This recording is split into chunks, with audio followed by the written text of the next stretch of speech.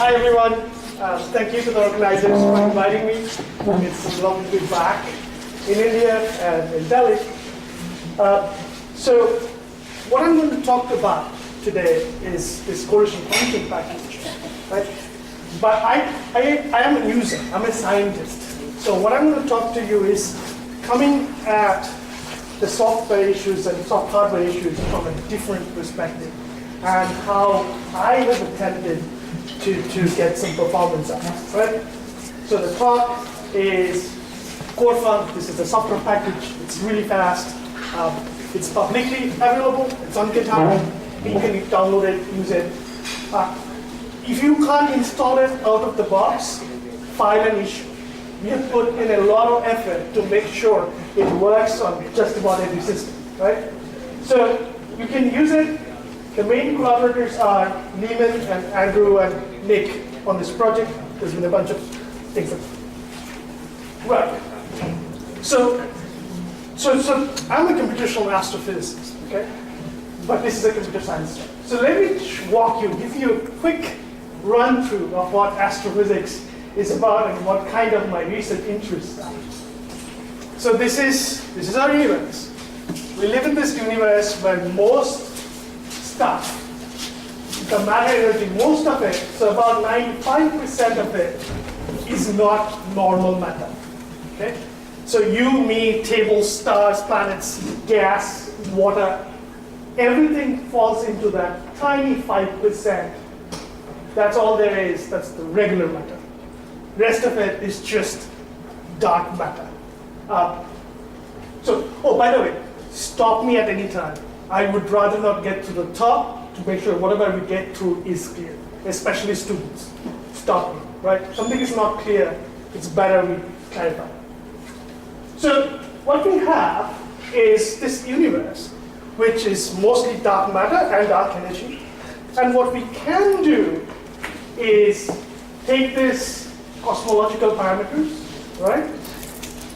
Throw in a little bit of gravity, and take tons of millions of billions of CPU hours, okay, on a supercomputer, and you just evolve it for a long time, and you get what the universe looks like today. And this is what the universe looks like today in dark matter. Okay? And what you can see is these are abundance regions where the halos are forming. This is just gravitational collapse. So the biggest, most massive halos are the brightest here. And then there are regions of space where there's nothing. These are just the voids. Most matter is in things like filaments and clusters, most of these here. This project was run on TAG and is continuing to run on TAG actually. It's called Las Vegas simulations, right? So if you could observe dark matter, would be done. There's nothing else to it. We know how to solve this. We can make these pictures, would be done. Unfortunately, what happens is the fun stuff, the baryons, the gas, the things that interact, we don't really understand. So once you have this skeleton of dark matter, you actually need to model the complex baryonic physics, which we don't understand, right? And so it's like gas is hot, gas cools, and then it collapses, it fragments, it forms stars, it forms stellar binaries. There are winds from the star that throws material out. The stars die, and then it pollutes the environment, ejects metals into the interstellar space, which metals we mine, or goes into asteroids that we are going to mine later. All of this stuff we don't understand. So what we want to do is kind of hand wave, literally possibly, our way through this path, and then come up with spherical halos with galaxies in them. Well, we have our cartoon halos, and there are multiple galaxies that live in them. So we are fairly confident that galaxies do live in halos. You understand that? And so if you can think about a way of saying how galaxies live in halos, how many, where, then you could come up with fake universes. again, if coming up with the fake universe was the end goal, then it would be done. There's nothing more to it. I can make up my theories, and we'll be all done. Real universe, we can observe. And unfortunately, what that means is we need to ensure that what we have created on the computer matches, at least statistically, matches what we are observing. So right now, what you're seeing is the Sloan Digital Sky Survey, which is a giant survey that was run, was started in early 2000s, continues to run, has evolved in scope. But each one of the dots here is a galaxy.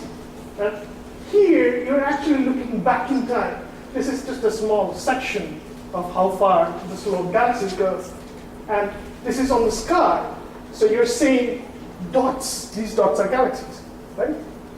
And you can roughly see that you kind of get the same structure where it's very dense in some spots, and there's filament, things that look like filaments. Some here, there are voids that are there, which means we're not madly off, right?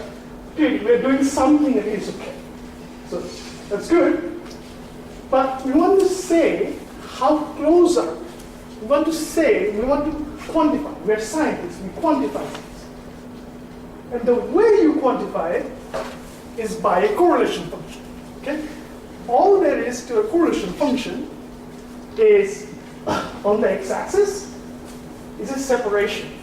So distance along the x-axis, and on the y-axis, so for a correlation function, you're always measuring separation between 2 points, a pair of points, right? So the y-axis is the excess probability over randoms.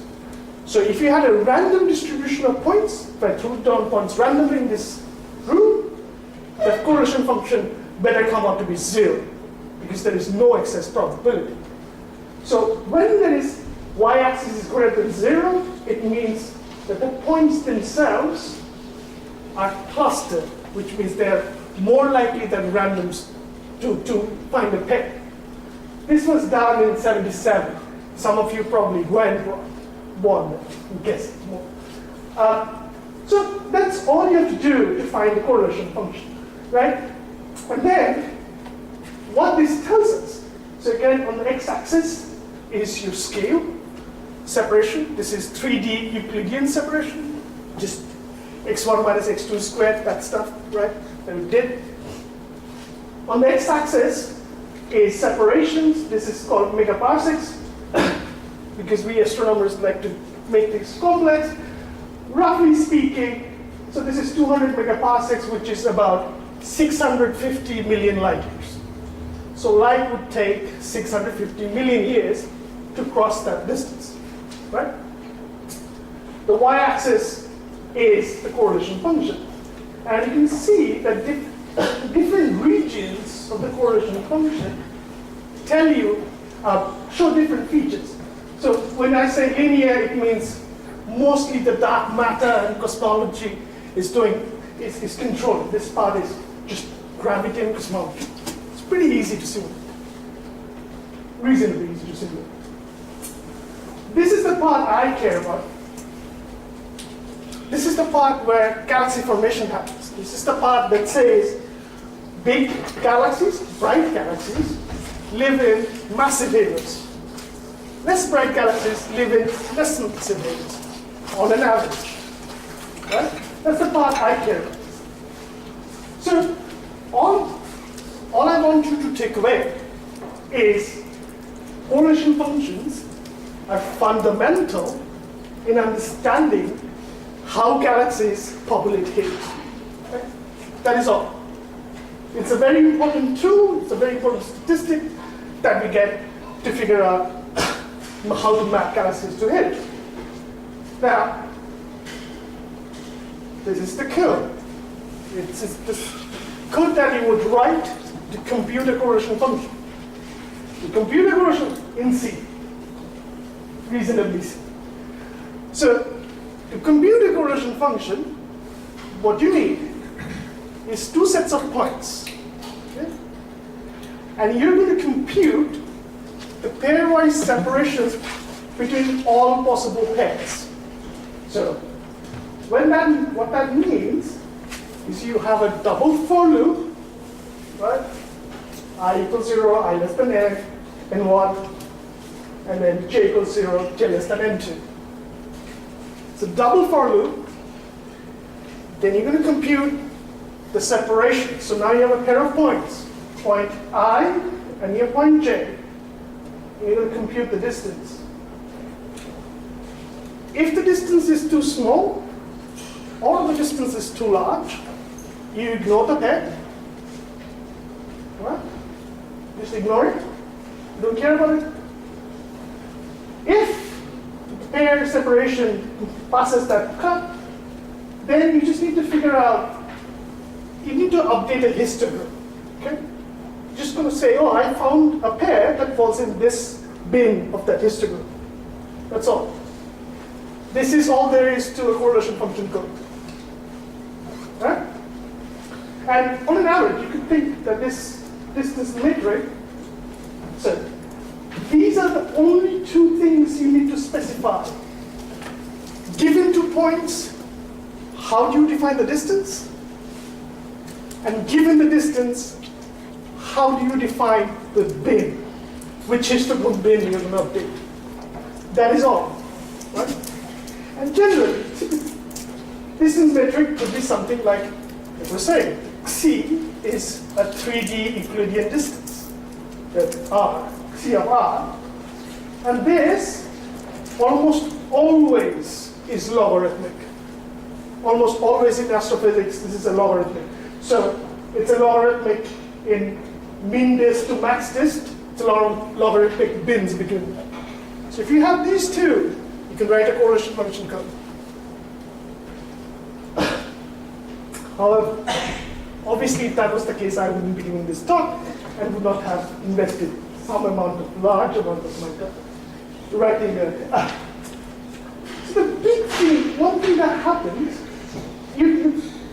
it's just a double for loop. What I have shown you is just a double for loop, right? So let's pretend you're thinking about points distributed on the sky, right? And so on the sky, you can have separations that are 180 degrees all the way around on the diameter, right? Typically, we don't care about those separations. What we care about are separations that's like 10 degrees, maybe 20 degrees if you're really, truly ambitious, right? Probably don't want that. So, most of the time, if I'm computing all possible pairs between all possible pairs, I'm just wasting my time because I'm going to compute that pair and it's going to throw it away. Right? 10 degrees versus 180 degrees. That's many more pairs that I'm computing. So it ignores that. It's not optimal for the hardware, but there's an asterisk, and the reason is the compilers are getting really smart. Compilers tend to understand features like this, patterns like this. So it's written directly like it becomes compiler dependent what performance you get.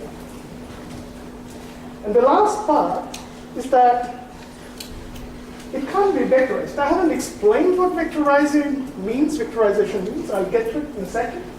Just imagine that instead of processing one at a time, vectorization lets you process. So instead of one table, second table, third table, it just processes all the tables, or 8 tables simultaneously. It cannot be vectorized. This bin, this histogram update, cannot be vectorized directly. The latest Skylake ones supposedly can, but there is a penalty. Generally speaking, patterns like this cannot be vectorized. So I'm going to take a hardware detour.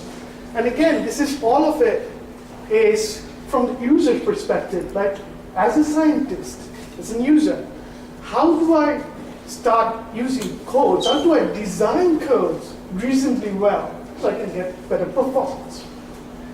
I'm going to somewhat speed through this because I think most of you guys know this. But the big thing to always keep in mind is that the CPU runs really fast, like really, really fast.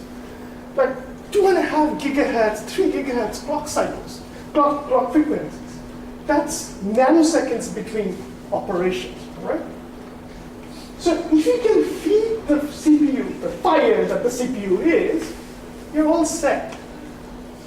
But the problem is, interesting science research problems don't fit in 48 bytes or, 200 bytes. The problems tend to be a little bigger than that. Which means this is the registers of the CPU scratch pad. And you can't fit the interesting problems in the CPU's register. All right? What that means is you're going to have to look at the variables in a different region, which is smaller and faster. This is the fastest but the smallest. This is bigger but slower. And it takes 3 CPU cycles to get from L1 stuff from L1 cache to your CPU. Roughly. You can go to slightly bigger and slightly slower, which is 20 CPU cycles. There might be an L3 here. By the time you're hitting the main memory, you're consuming on the order of 200 cycles. The numbers are roughly this. It's not, it changes based on the hardware. But basically what it means is, if the CPU has to fetch anything from RAM, it's just sitting idle for 200 CPU cycles. For reference, a floating point multiplication is 5 cycles. So in the time it took you to get one floating point, 1/12, you could have done 40 multiplications on the CPU, right? So the memory access, how fast your code runs, really depends on how your memory access pattern is. This is vectorization. I kind of hinted at what it means. As a user, having been taught programming a long time ago, I thought about programming this way, which was scaling. I have an operation, I'm going to do that operation, I'm going to go to the next set, do that operation, go to the next set, do that operation. But today, everything, all of the operations are in chunks. It's not one item. It's not AI plus BI. It's AI, I plus 1, I plus 2, I plus 3. All of these operations are getting done in one shot. This is single instruction, multiple data. The instruction being an addition operation, right? Multiple data being all of these 8 elements that are being processed in one shot. This is vectorization. This is SIMD. And I stole this slide off of an Intel presentation. And basically, the point they're trying to make is, as time has progressed, you need to go vectorized and threaded. And if you don't do that, then you will lose out on a lot of performance. Obviously it's easier when it's Intel and they can design, they have people and resources to write their own software. But it's a thing to keep in mind that vectorization and threading are relevant and important if you really want your codes to be fast. So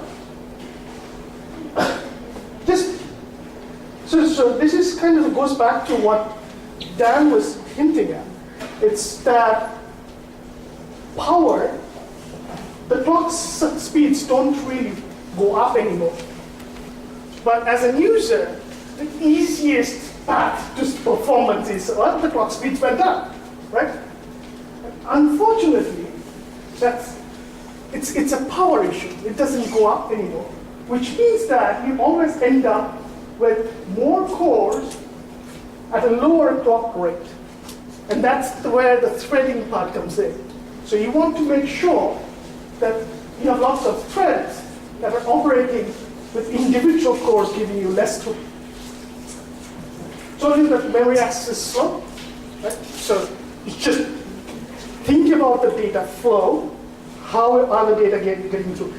Generally speaking, if you're processing linearly or some pattern, then the hardware knows to fetch ahead of time. So you can hide the memory access slowdowns. But if you're going, oh, I'm going to operate on there, and then I'm going to go there, and there, and there, if your pattern is unpredictable, if your memory access pattern is unpredictable, then it becomes harder for the hardware to keep up. But planning your memory access is good to get you performance. And lastly, so what you need to do is instead of processing one, you just process in chunks of your SIMD. And all of these combine into something like that, where you want to have vectorized operations. This is the holy grail. If you have all of these properties, where your operations are vectorized, you have very efficient memory access, and these are done within independent kernels. Like there's a small chunk of work that doesn't have any dependencies. It would be fantastic, pleasingly powerful or something like that. And if you can hit all of those, then you're probably going to get really good performance. So that's the hardware detour. That's the stuff you probably already know, most likely know. We're going to come back to core. That's what we need to do. We need to compute a correlation function, which is a double for loop, and we need to update this histogram, right? Now, let's look at the thing. Step one. We don't want to compute the pairs, the pairwise separation, and just throw it away. Right? That's just wasteful. So what you want to do is preemptively create spaces that cannot be within your maximum distance. Right? So if you're in this corner of the room, and I only care about like that much maximum separation, there's no point computing separation between that corner of the room and that corner of the room. You just don't want to do it, because that will never be within the maximum distance. So what you can do, this is how CoreFunc works. There's a lot of information. This is the broad overview of how CoreFunc works. Stop me for steps that are not clear. So what it does first, it finds the room. Finds the entire 3D room over which the galaxies and the points are spread out. And then it grids them up. 3D grids all of these points. Because I know what our max is. What is the maximum or max dist? I know what is the maximum distance I need to compute the pairwise separations to. I need to compute the correlation function to. So first thing it does is, CoreFunc does, is computes these cells. Within each cell, it duplicates the memory. So this is a memory overhead. So if you have the input array, it will duplicate the memory within each cell. Right? That way, particles are contiguous within the cell. Once the particles have been assigned to a cell, it sorts them. Sorts them based on the z ordinate. So everything is sorted in the z direction or z direction. So now you have cells with the particles inside them. Now what you're going to do is associate pairs of cells that possibly contain a pair within our max. Right? So you want to prune any pair here and there as much as possible. So CoreFunc does this by also keeping a bounding box. But only creates, so it associates only pairs of cells, and then within each cell pair uses kernels that have been, that I wrote in SIMD intrinsics, which is one level up from assembly. So it's not assembly, it's portable. But that's the way it gets vectorized. And then there's an outer loop for the multi-core part, where there's an open empty loop over these cell pairs. Right?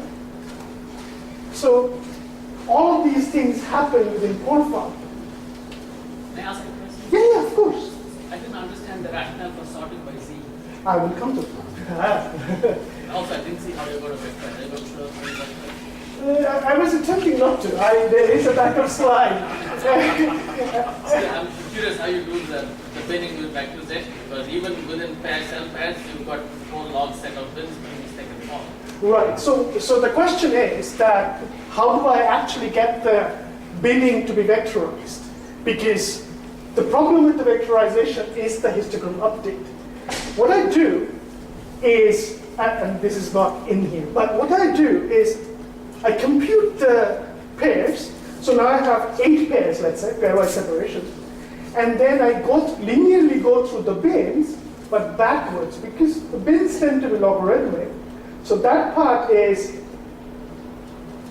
not, I don't know. So it's vectorized in a way that all points that fell into the same bin get added in one shot. Does that make sense? So I have, let's say I have 8 pairs. Because the bins are logarithmic, you're more likely to get pairs in the last bin, right? So if I compute which pairs are in the last bin, 7 of them might be in the last bin. So I then do just mass count, it's a pop count, and update it. Instead of doing 7 updates of the histogram, I just do plus equals 7.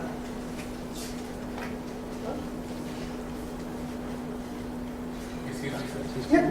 Can you explain the scrolling particles contiguously within the cell? So what I have is a struct in C parlance. I have a struct, and there is an X pointer which contains all of the X positions, right? So when the particles, as the particles are coming in, I'm reading the particle. I just allocate. So I have a big allocated array, and I just keep it adding these particles in. So that's how it gets stored. So contiguous being all of the particles in the cell are within that one struct. Whereas when the array arrived, it was just a big array where the particle positions had nothing to do with each other. But when you're going to compute the distance, right? Yeah. You don't need the identity of the particle per se, right? Yes. I have a different cell index within the cell, right? Right. I mean, you don't bother about the original index anymore doing this computation. So that's yes and no. Because every time you are going to take a new shot, right? Yeah. When the moment they move out of the cell. So the question, so because it's a stack, so the question is, I don't really care about the original array index in which they arrive, the input order. I don't care, and it's true. That part of it is true. And it would reduce the memory footprint quite a bit. What we have found in practice is that the particles, you have at most 100 million particles. That's massive. So the memory footprint doesn't become that much. But by doing it this way, we can return back the original distance. So it makes the API a little more general. So that if someone wants, give me the indices of the particles that satisfy, then we can return those indices as well. So that's why it's being written there. How do you decide which particle goes into which cell? How do I decide? So I have the 3D space, the room, and my bins are max, right? So I know my X min and X max. So it's just a histogram. So it's X, particle position X minus X min divided by your R max, right? Yes? So, given a 3D space, what percentage of the particles do you need for the computation? How many pairs do you actually compute? That depends on the distribution. Density, huh. That depends on the distribution. The answer is not trivial. But the cells have to overlap. No, the cells do not overlap. But if you have a particle, suppose half the distance apart, and with the next cell, it might still have the distance. I will show you that. Yes. It will. But this sounds very much like the way link cell method works in MD, right? So the linked cell list is the closest cell list, is the closest thing in molecular dynamics. Which I found out afterwards. Okay. The original linked cell list was It implemented. was at best 9, right? Yes, 27. Yeah. So In the each cell. original linked cell. So this comes from molecular dynamics, where molecular dynamics simulations require you to compute the forces between neighboring molecules. Okay. And what was originally done back in the late 70s or early 80s was this was before memory allocation was a reasonable thing, I think, or memory was very expensive. What was done was there was a linked list where the particle would say, each particle had a pointer to, index, which said what was the next particle in that cell. Right? And what that meant, and this is the whole contiguous part of it, what that meant was you could be looking at one cell, your first particle is here, the second particle could be all the way over somewhere in random, different part of memory, not nearby. What you want is temporal and spatial locality, right? So molecular dynamics, at least the ones I have seen, seems to have linked list implementation stuff, at least the ones I have seen. And storing the particles continuously avoids a whole lot of issues. It also lets you, because these are contiguous, it also lets you vectorize. Because I can load, when you need to vectorize, you need to say, oh, here's my chunk that I'm going to load from memory. My positions are contiguous, so I can just load directly from memory, right? Rather than saying, give me that index, that index, that index, that index, and doing a scatter, the gather, right? And then doing a gather, which is more difficult. This got very technical. No, I think probably this question related to the sorting Z, right? Yes. So you identify particles in Z plane, and primarily I compute only XY distance only, right? I don't do Z at all, right? Is that true? So I don't know in molecular dynamics. No, here in your case. Here everything is required, all three You dimensions. compute Z also? Yeah. No, because in plane distance I don't need to compute, no? If the particles are in the same plane. So the question is, if the particles are in the same XY plane, then it doesn't really matter. You don't need that. And the reason is, it depends on the metric. The metrics, for instance, I only talked about the 3D Euclidean separation. The metrics can be different. The metrics can be XYs, separation in the XY plane, and the separation in the Z plane, which is a two-dimensional history. So that's why I need to compute all possible. So every time there's a distance metric, there's a different kernel that happens in both. This is fantastic, yeah. So COFAC is really fast. And this is the second design goal of COFAC. And it's because it's doing all of these things, all of these optimizations that let you implement this high-performance software, right? Get the software to be high performance.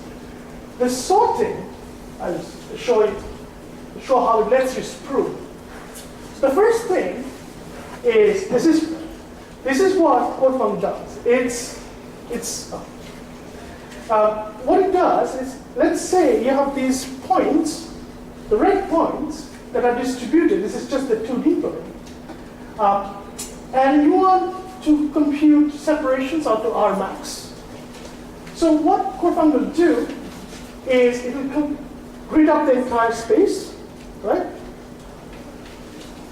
You know every red point which cell it fell into. For every red point, you know which cell it belongs to.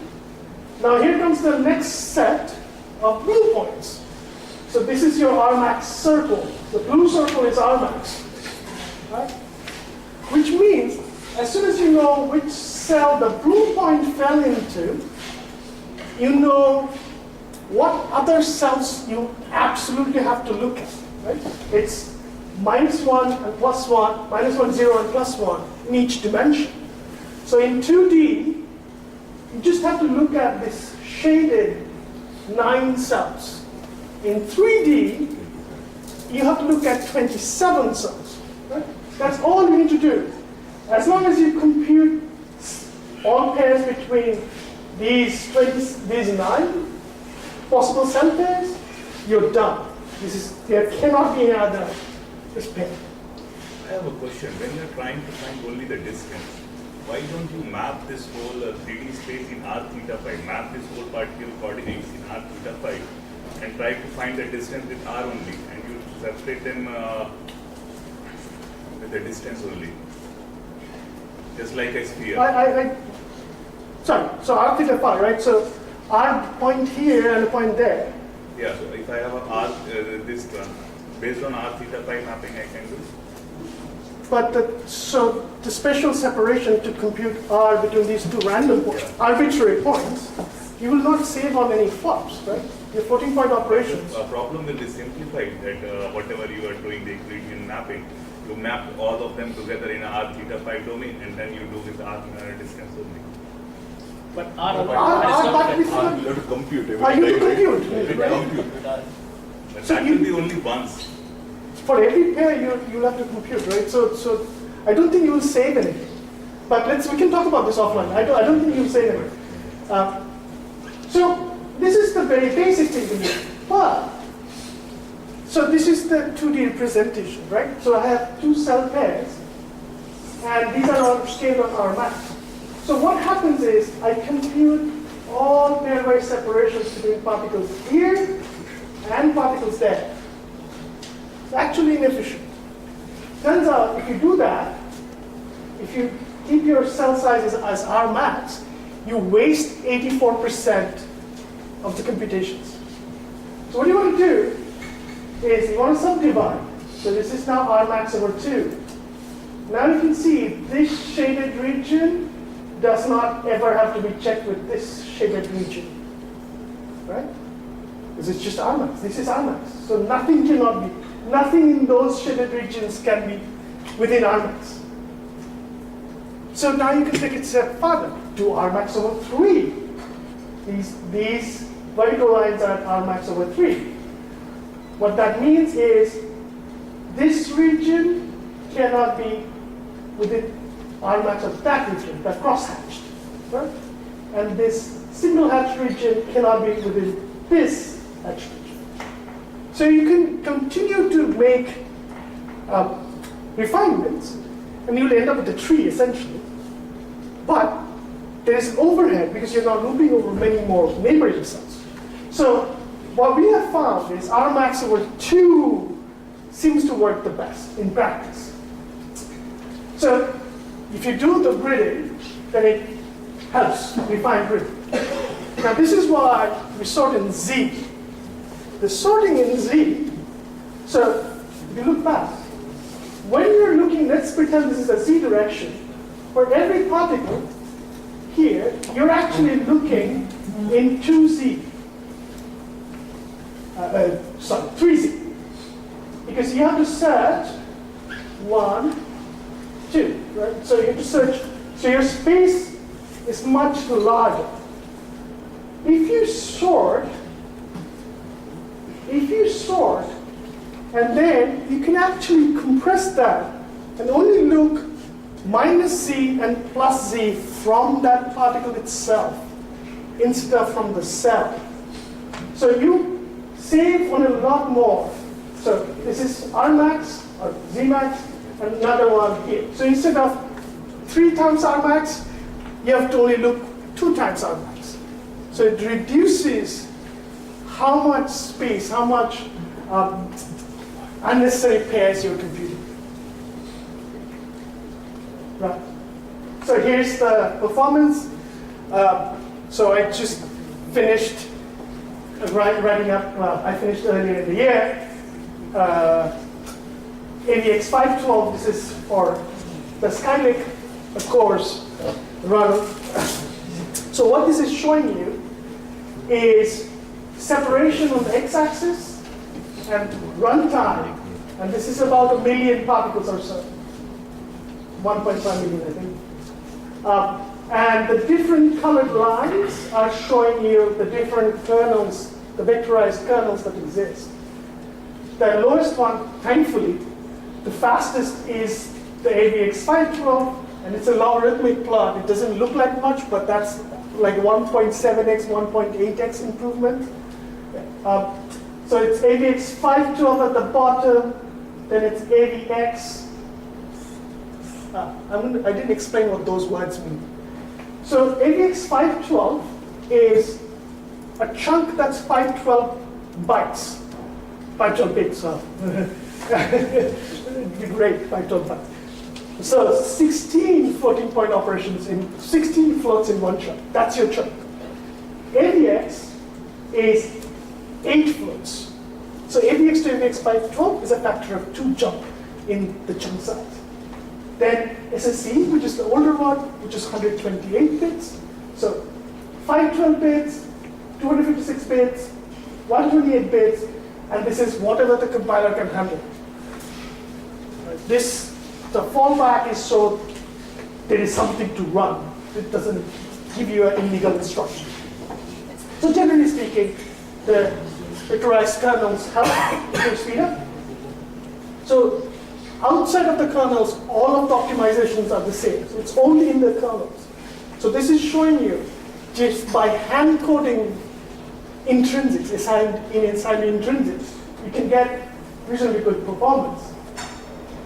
So, and remember we talked about cell pairs. So what we're going to be looking at here is the number of points in the cell 1, number of points in cell 2, and the color is showing you how much the speed up in that cell pair relative in an AVX kernel relative to the fallback. Right? You saw that aggregate in the previous slide. This is showing you at a per cell level. So so thing is, you can see there's like 4 to 5 times speed up once the numbers are pretty high, once there's a good level of cell occupancy. But this histogram is showing you how many cells contain that many particles, right? So there are many cells here that contain about 100, 150 particles, where the improvement is not that great. The improvement is like less than 2x for sure. And on the right-hand side, what it's showing you is the integrated histogram of the time spent in such a cell, which means most of the time is actually spent in computing low occupancy cell pairs, which is where CoreFunc doesn't really do that. So if you have a brilliant idea, there's a lot more scope to optimize in CoreFunc existing. It's open source. So if you want to, or come chat with me, give me ideas. The one thing I want to say is that this is me. I coded it up. This is not someone else coming in and saying, hey, look, there's a vectorization. So my knowledge is constant in this, right? So this is still showing you that you can get good amounts of speed up from SIMD. And this is the AVX512 speed up. And the reason why I continue to put work in progress, because I can't test it. So to me, if I can't val grind something, I'm not sure that the code is right. Like, the tests have all passed, but I'm not confident that the code is right. So that's why it's in progress. I'm reasonably confident. We can see a similar pattern again, where bigger ones show a good speed. This is just to show you how it performs relative to other codes that exist. And we try to be, this is just a single core. On the x-axis is the number of particles. It goes out to, I think, like 4 million here. And we have compared relative to CoreFunc. It's easy to easy to put down the other people, right? Because it's like, oh, it's my code. I know all of the optimizations that I could put in. So what we try to do is be very fair and visible optimizations that were user-facing to mimic what the other code was doing. So this speed up is a lower limit on what you can get. And generally speaking, for reasonably sized problems, you're going to get 4 to 5x speed ups. On multiple core, this is just OpenMP parallelization, same exact test. And you can see it scales about 10x. And this code, which is cute, it's called cute. And that scales about 2 to 4x. So generally speaking, it runs really fast. This is not, I'll come to it in a second. We didn't actually get to run this because that number is not a typo. It is 10,000 times extrapolated, 10,000 times faster. And the reason why it's not a typo is, and this is why CodeFunk exists. This is kind of a personal history, right? So the project I was on, that's part of, I had to run MCMC chains, MCMC, which meant this is the linked list code I inherited. So measuring a correlation function took 5 minutes. I made my own version, and it took a lot less. Then I was at an Aspen meeting in the US. I was talking to experts in the field, and they were telling me how long their correlation function took. That doesn't sound right. I can do better. And so it took me 24 hours to create, to adapt my version to theirs, because their distance metric was slightly different. And they got a 6,000 times speed up. Like in 24 hours, I managed to create something custom for them that was 6,000 times faster, which blew my mind. And these were experts, right? So that's when I realized that we need to have open source CodeFunk. And so hence CodeFunk is public and open source. I want anyone that can benefit to be using it. And this is even faster now. So that 5 minutes now takes 5 seconds. It takes about 3.5 seconds with the AVX5 tool, the latest hardware. It takes 5 seconds. That's how much faster it has gone. This is to bring it all back into what we do. To challenges to getting, from the user perspective, getting your science, getting your research, or writing software which lets me do the research. This was the hardest part of it. And that's why at the beginning I said, if your software, if you download CodeFunk and it doesn't install and run straight away, file an issue. We would like to fix it.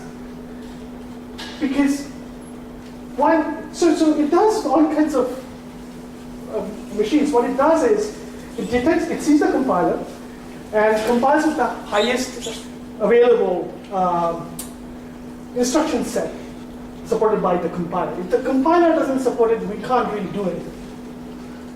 Once you have that, you check the compiler, check at the runtime, you check the ISA, instruction set that's supported on the hardware you're running on.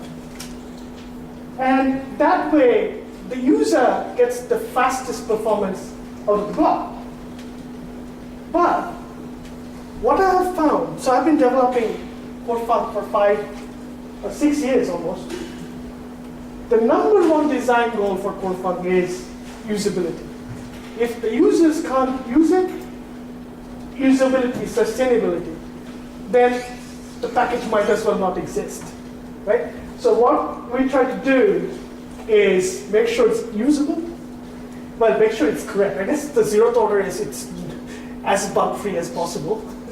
But the first design goal is that, which helps. Once you have usability, that helps with the package. This is my conclusions. This is CodeFunk. It's very optimized. There's still a lot more level left for optimizing. At some point, I remember doing the math of how fast you could actually do all of the calculations if you were running at peak flops, which again is not necessarily a great quantity. It was, I think it was at 50x speed up possible. So there's still plenty of work that can be done. It's very fast, and there's a GPU version that's coming, because obviously GPUs. And my last year, it's actually gone up since. So all of this is a code entry. The paper is not published, and people use it, which is pretty amazing, right? I wrote software that others are using. These are not my collaborators. These are people that just use the code. So just like that. So turns out if you have usability in mind, people use software. So that is all. But I don't have any answers towards exascale. But software design, if you're in the good spot of being able to write your own software, thinking about the hardware, and then developing the software accordingly, does help. But that's it. That's all I have. Thank you.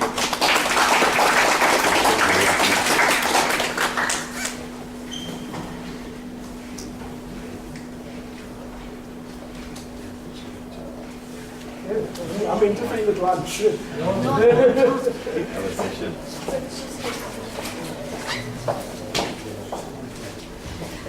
So we had a schedule change last evening. So the handouts that you all got are outdated.